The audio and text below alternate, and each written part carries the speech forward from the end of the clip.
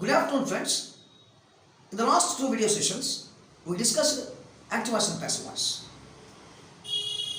Majority of my subscribers have come into contact with me recently and suggested me to do videos not only on topics related to English grammar but also on topics related to English usage and enrichment of vocabulary. Taking the choice of the majority of the viewers into consideration, I decided to start the usage of tenses and the enrichment of vocabulary from this video session onwards. So, in this video session, I am going to teach you the usage of simple present tense and the techniques to enrich your vocabulary. Before I start the session, I want to make a request. Many students approach me every year to teach them communication skills in English. They show a lot of passion in the beginning, but their passion slowly subsides as the days go on. So I want to make a request here. You can speak English fluently, but what you need is three qualities. Not only passion, you should also have patience, dedication, determination, and hard work. If you have all these qualities, speaking English is not at all difficult.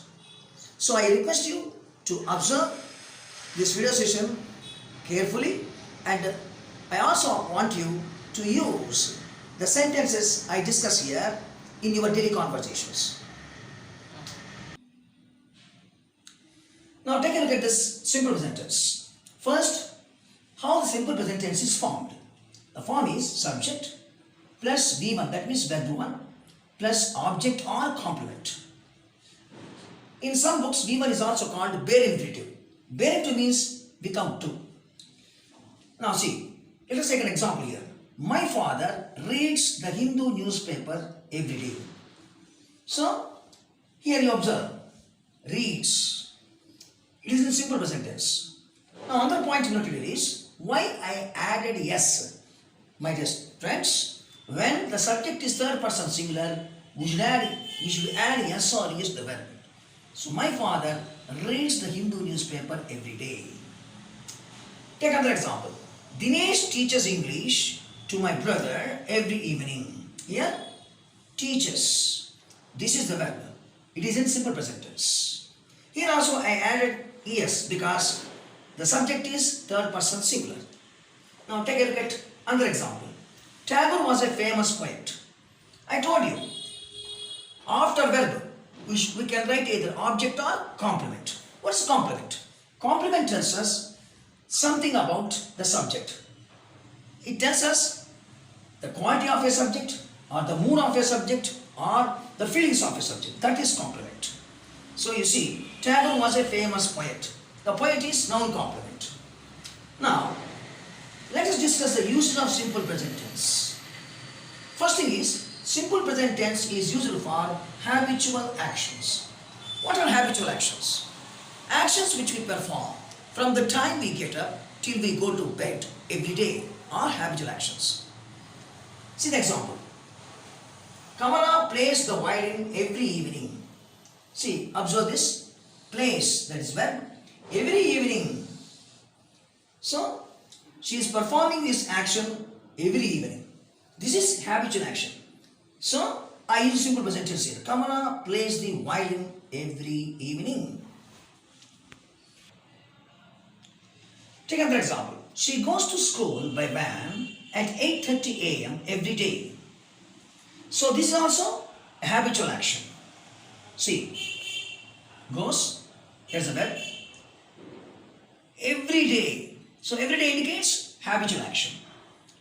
Another point is, simple present tense is also used with some adverbs for habitual actions. Now take a look at the adverbs here. Regularly, usually, always, never, etc. So, with these adverbs, simple present tense is used for habitual actions. So, you can also use these adverbs to say habitual actions. He regularly practices tennis. See here, I use the adverb regularly. He regularly practices tennis. Of course, you can put regularly at the end of the sentence, but we use the adverb before the verb for emphasis. He regularly practices tennis. She leaves home at 9 a.m. Raju never helps anyone. Raju never helps anyone. Next. Vinay always believes in God. Vinay always believes in God. So, this is the way verbs are used to express habitual actions. Now, see the second one. This tense is used for universal truths. What are universal truths? Universal truths are those which don't change in any part of the world. Take a look at the first example. The sun rises in the east. Wherever you go, the sun always rises in the east. Take the second example. The earth revolves around the sun. The earth always revolves around the sun. So, these are universal truths.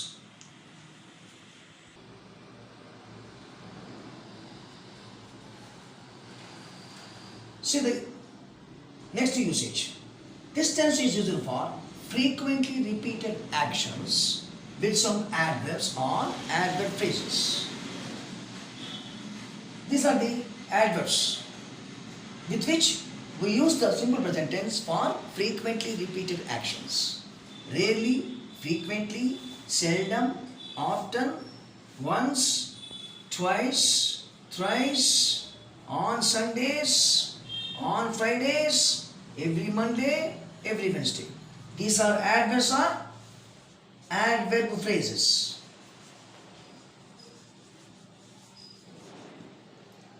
Now take a look at the example, my dear friends. I rarely watch night movies. So rarely is the adverb here. Watch is the verb. So I rarely watch night movies. See, this action is not a habitual action.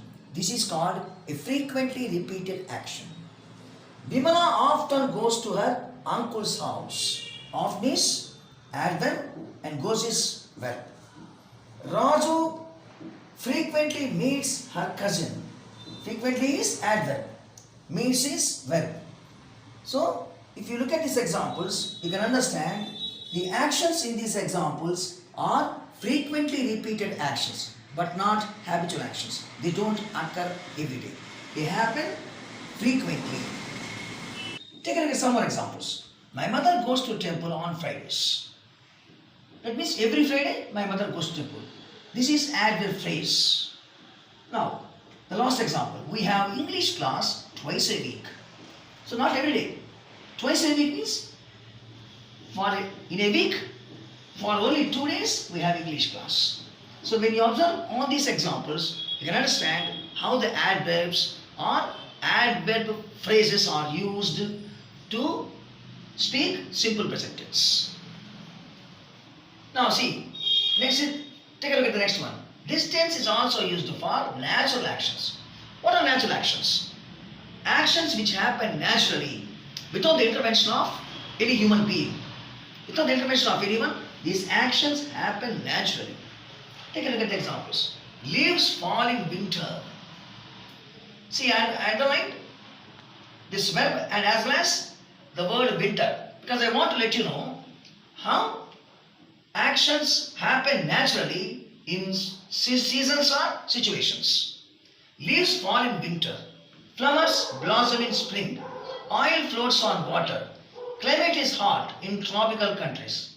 What are tropical countries? Countries which are close to the equator are called tropical countries. So in tropical countries, climate is naturally hot. So when you observe these examples, you can understand how the simple present is used for natural actions. Now, next usage. This tense is also used for expressing likes and dislikes. For example, my father likes coffee. She doesn't like sweets. That means this is dislike. She doesn't like sweets. Another example, Sunita likes classical music. So, in this way, we can use this tense for expressing likes and dislikes of a person. Last but not the least, this tense is also used in conditional sentences. I will explain the conditional sentences in detail in another session. First, take a look at the example. Conditional sentence has two clauses, if clause and main clause. So simple present tense is used in if clause. If you work hard, you will succeed. Here you see, work is in simple present tense. So this is the condition. If you work hard, you will succeed. If she obeys her parents, she won't face any problem. Last example. If Vishal invites me, I will attend the housewarming ceremony in his new house. See, housewarming ceremony is generally held when we enter new home. So if Vishal invites me, I will attend the housewarming ceremony in his new home.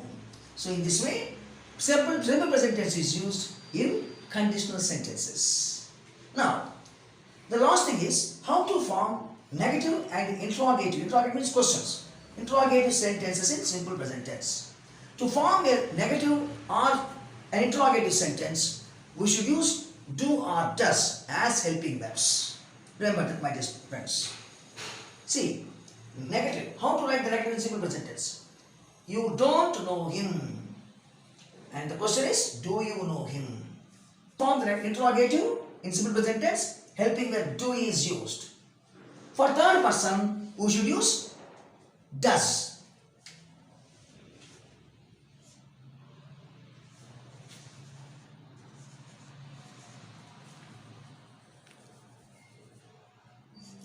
Now you see here. Here the subject is third person singular. So I used does as helping verb to form the negative. He doesn't teach mathematics. Now, I wrote the same sentence in interrogative. So when I write the interrogative sentence in simple present tense, when the third person singular is the subject, does is used as helping verb. Does he teach mathematics? Now, I told you that I will also focus on enrichment of vocabulary in this session. So take a look at the board now. There are several ways or several techniques to enrich your vocabulary. One of them is using different forms of words in sentences. See, every word has different forms. Noun, adjective, adverb. Now here, my dear students, take a look at the word anger and see the different forms of anger. Anger is noun, angry is adjective, angrily is adverb. Now see how they are used in different sentences. Anger. When anger is uncontrollable, it leads to our downfall. It means if we cannot control our anger, we will collapse. Our downfall starts. Next, angry. This is an adjective. My father is angry with me because of my poor performance in the first semester. Why my father is angry? Because of my poor performance. So, in that way, angry is used. Now see the adverb form of anger, that is angrily. My dear friends, remember one thing, we can form adverbs to the adjectives by using ly to the adjective. That means, by simply adding ly to the adjective, we can form the adverb. Angrily, the teacher looked at Rajesh angrily. Why? As he was unattentive in the class, because he was not paying attention. So in this way, different forms of the same word are used. Now, take a look at another word.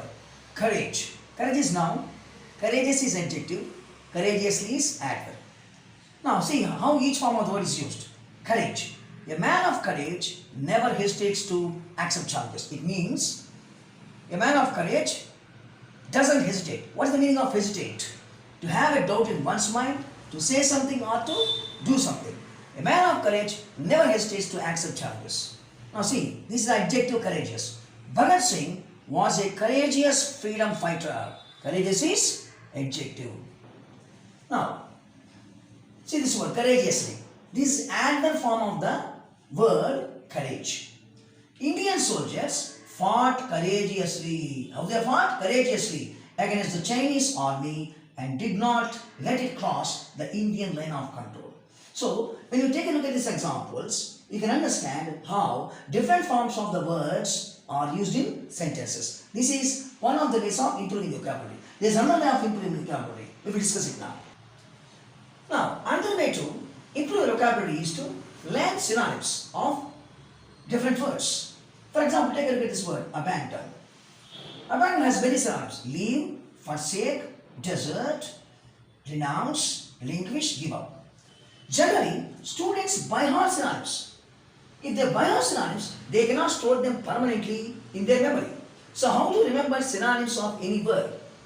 For this, you must be aware of the context in which they are used. Some of the synonyms are used in the same context, but the others are used in different contexts. So, if you are aware of the context in which the synonyms are used, it's very easy to remember the synonyms. For example, take a look at abandon. See, Sudhir abandoned his family. He deserted his wife and children. He left his home to attain wisdom. Here, abandoned, deserted, left. All have same meaning. It means gave up, left. So, all these words, abandoned, deserted, left, these three synonyms are used in the same context. Look at this word, relinquish. Though relinquish is a synonym for abandon, it is not used in the same context. See, Dhoni relinquished his captaincy. Okay. Now see here, renounced. How this word renounced is used? Siddhartha renounced all his materialistic pleasures in pursuit of self-realization. It means, for the sake of self-realization, Siddhartha gave up all his materialistic pleasures. Though renounced is the synonym of abandon, it has its own use. So I advise the students to be aware of the context in which each synonym of the word is used. Now, last, see the example. My father gave up smoking. See, gave up is used when we avoid doing something bad, when we avoid bad habits. My father gave up smoking. In this way, the synonyms of abandon are used. Now, let us take a look at the word conflict. Confrontation, hostility, dissent. These are the synonyms of the word conflict. I told you, we cannot remember the synonyms of any word simply by hearting them. So, exactly the way we learn the usage of the synonyms of words, for the first example, we should also learn the use of synonyms of conflict. See, the conflict between India and Pakistan on Kashmir issue end. What's the meaning of conflict? Conflict means confrontation. Take a look at the sentence. We have to solve the bilateral problems. It means problems relating to two countries. Bilateral problems with the consensus but not with the confrontation. What does it mean? Bilateral problems can be solved with the consensus. It means taking a decision that is acceptable to all the groups. A decision which is agreeable to all groups. So, bilateral problems can be solved with consensus but not with confrontation. Now you see, any foreign cricket team that plays in Australia has to bear the hostility from the crowd. Hostility. That means what? The crowd in Australia is always very hostile. They never support the foreign teams even they are playing well. So very hostile. So, see how the word synonym hostility is used here. Any foreign cricket team that plays in Australia has to bear the hostility from the crowd. Last, all the students expressed their dissent. What means dissent? Means reluctance. Reluctance means not willing to do something. Expressed their dissent at the principal's decision to attend the classes on Sundays. That means the principal decided to conduct the class on Sundays, but the students are not willing to attend the classes. So, all the students expressed their dissent at the principal's decision to attend the classes on Sundays. My dear students, so this is the way to learn and remember the synonyms of different words in English. I think you definitely enjoyed this session. So, as you said, I focused on the enrichment of vocabulary and also use of one tense. I want to tell you one thing. Simply by subscribing to the channel is not enough. I request you to watch the video till the end from the beginning. That's what important. Okay, I hope you follow my advice. And one more thing is, I also expect my subscribers to express their comments in the notification section. See, there is one feature in YouTube, that is notifications. You can express your comments, or you can also express your suggestions to my channel. I will definitely pay attention to that.